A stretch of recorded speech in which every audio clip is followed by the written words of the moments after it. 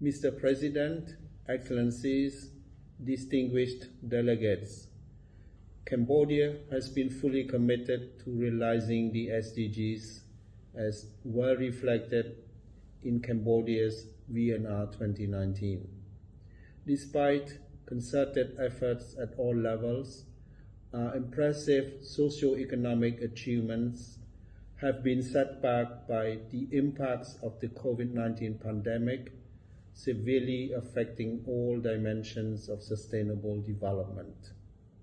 Since 1994, Cambodia recorded the lowest economic growth in 2020, contracted by 3.1%. The impacts, especially potential increase in poverty associated with job losses, could have been even worse had there not been government's timely response measures in COVID-affected sectors.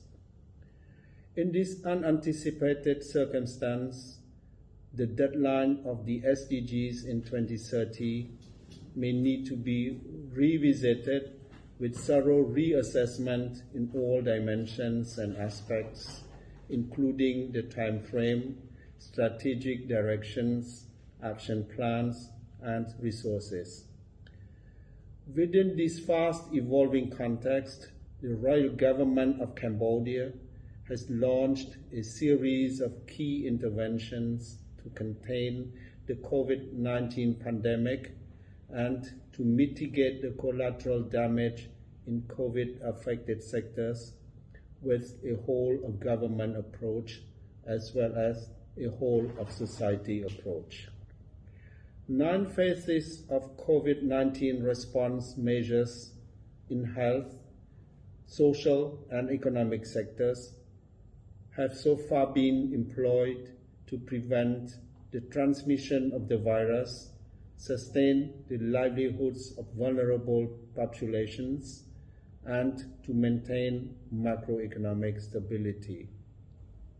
To build back better, the Royal Government has devised the Post-COVID-19 Economic Recovery Plan 2021-2023 based upon a 3-pronged approach strategy: revival, reforms, and resilience, and a national strategic plan on how to live with COVID-19 aimed at building an inclusive and effective path for promoting all dimensions of sustainable development and achieving the 2030 agenda.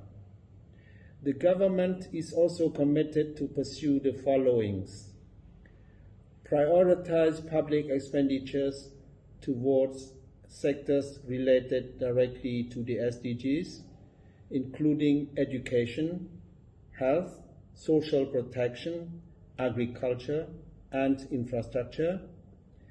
Promote digitalization and the role and dynamism of the private sector to fulfill the financing need to achieve the SDGs, and ensure continuity of ODA, especially financial assistance towards sustaining the momentum of the SDGs, as well as strengthen South-South and triangular cooperation in this endeavor.